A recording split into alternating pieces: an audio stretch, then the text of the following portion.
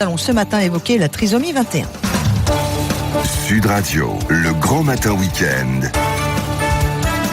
Il faut qu'on en parle. Docteur Cécile Ciotta-Valti, bonjour.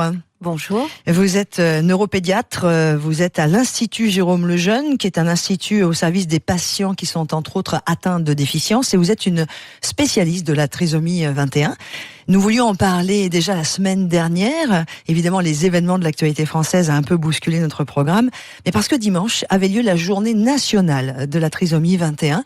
Alors pour tous ceux qui nous écoutent, on rappelle ce qu'est la trisomie 21.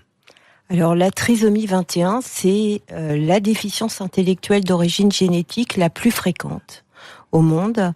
Ça concerne à peu près 70 000 personnes en France, 7 millions dans le monde. Et une naissance sur 1000 actuellement en France. Et c'est au niveau génétique que ça se passe parce qu'il y a le fameux gène 21. C'est un chromosome. Le chromosome, exactement. Dans chacune de nos cellules, on a 46 chromosomes. Et dans la trisomie 21, dans 90% des cas, on a un chromosome 21 supplémentaire qui provoque les difficultés dont on va parler. Alors, il y avait la journée dimanche dernier donc de la trisomie 21. Comment ça se passe aujourd'hui en France quand on est une famille avec une personne porteuse de la trisomie 21 ou quand on est même adulte porteur de la trisomie 21? Est-ce qu'on est bien accompagné dans notre pays ou pas du tout?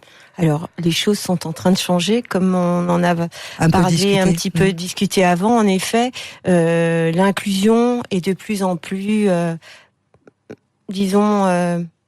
dans le présente pour les patients. Pour une famille, par exemple, qui vient d'accueillir un enfant porteur de trisomie 21, il y a tout un système d'accueil, de rééducation qui va être mis en place et une surveillance médicale afin d'éviter les maladies qui peuvent survenir chez ces enfants puis chez ces adultes et leur donner toutes leurs chances. Ils sont plus fragiles ?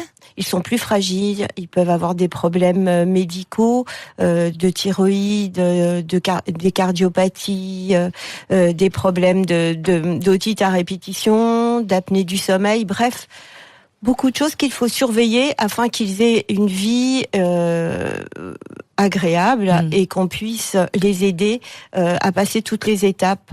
En effet, parce que grâce à la rééducation, ils vont pouvoir avoir une autonomie. Et actuellement, il y a beaucoup de recherches médicales pour des nouveaux traitements pour améliorer l'autonomie des patients. Et on arrive à des traitements bientôt? Il y en a certains qui sont déjà... Oui, à l'Institut Lejeune, nous sommes en cours d'un essai thérapeutique avec un extrait de thé vert prometteur.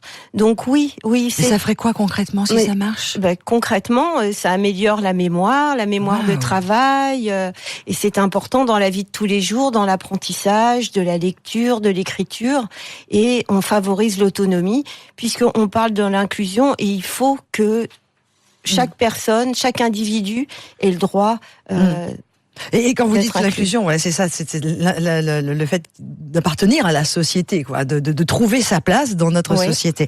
On accueille tout de suite Sigrid Bayon qui est avec nous, docteur Cécile Ciotta-Valti. Je rappelle que vous êtes neuropédiatre à l'Institut Jérôme Lejeune et entre autres spécialiste de la trisomie 21. Sigrid, bonjour. Bonjour Laurence Perrault, bonjour au docteur Cécile Ciotta-Valti. Merci d'être avec nous. Sigrid, vous êtes maman d'un enfant porteur de la trisomie 21. C'est vrai, je suis maman de 2 enfants, dont Maëva qui va bientôt avoir 16 ans et qui vit avec une trisomie 21. Alors, une jeune lycéenne qui vient de finir un stage de découverte professionnelle en milieu ordinaire, qui est une danseuse depuis des années et qui commence le flamenco cette année. Waouh. Racontez-nous, Sigrid, parce que votre témoignage est extrêmement positif, ça fait du bien, c'est bon. Oui. Et le professeur qui est avec nous, le docteur Cécile Ciotta-Valti, hochait de la tête avec des grands yeux, plein de bonheur. Vous parliez d'école et de stage dans un milieu ordinaire. Exact, oui, c'est vrai qu'elle a eu un parcours. D'abord, on a toujours ouvert les portes du milieu ordinaire pour elle, en tout cas essayé de les ouvrir. Elle a eu un parcours, elle a été à la crèche, et puis elle a été en école maternelle, sans accompagnement particulier. Puis elle est entrée en école élémentaire avec une AVS, une assistante de vie scolaire. C'est pour ça qu'il ne faut pas les enlever, les AVS, arrêter de réduire les AVS. Oui. Pardon. Elles ont un rôle, c'est vrai qu'elles ont un rôle énorme. Tout à fait important dans l'inclusion de nos enfants. Sigrid, malheureusement, le temps en radio est toujours trop court. Rapidement, ça a été compliqué d'être une maman d'un enfant porteur au début de la trisomie 21 ? Oui, la découverte du chromosome supplémentaire a été très compliquée. Et puis après, dans la vie de tous les jours, je dirais que tout est un petit peu démultiplié. On va ressentir à la fois des émotions encore plus fortes et en même temps, il va falloir apprendre la patience, il va falloir faire avec le temps et puis aller un peu à la bataille pour que nos enfants aient leur place dans la société. On le dit, le docteur l'a dit, la société inclusive, je crois qu'elle avance, mais il y a encore des batailles à mener. Il faut savoir, il faut réussir à les mener au quotidien. Mais par contre, c'est vrai que ça avance bien. Alors peut-être que le 8e jour, le fameux film a été aussi un déclencheur, souvenez-vous. Et maintenant, on a beaucoup de reportages aussi sur des porteurs de trisomie 21 qui travaillent dans des restaurants un peu partout en France et c'est vraiment positif. On arrive à la fin. Malheureusement, docteur Cécile Ciottavalti, ça va vite, le temps radio, j'en suis désolée. Aujourd'hui, pour conclure, qu'auriez-vous envie de nous dire ce 24 novembre 2018 ? Bravo aux parents qui sont là, qui accompagnent les enfants puis les adultes. Et il faut vraiment prôner l'inclusion et ça commence par l'école.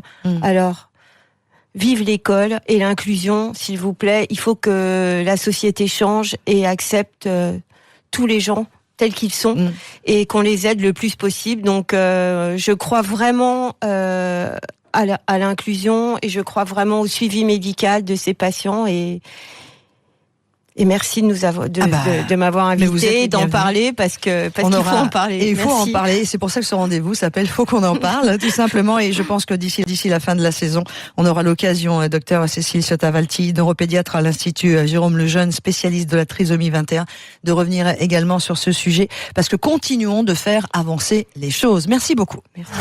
Sud Radio, journée Sud Radio, journée Sud Radio, journée Sud Radio.